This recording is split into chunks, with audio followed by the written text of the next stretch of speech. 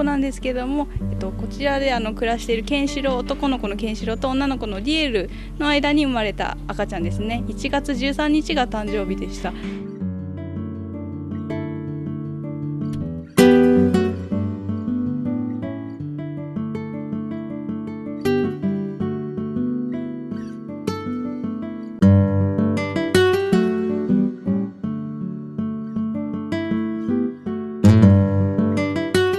結構好奇心は旺盛なのかなと思いますね。飼育員近づいてくると寄ってきたりもするので、ただやっぱり知らない人来たりすると人見知りなのかなっていうような一面はありますね。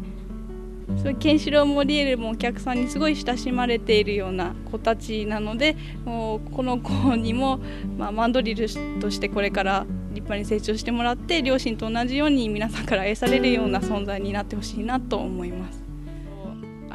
マンドリルの赤ちゃんの5月4日から展示を行っていますが、まだちょっと慣れなくて部屋に入ってしまうこともあるんですけども、最近は本当外によく出ること、姿を見られることが多くなりました。で、お客さんにも元気な姿これからも見せてくれると思うので、ご来園の際はぜひマンドリル社の方に赤ちゃんの姿見にいらしてください。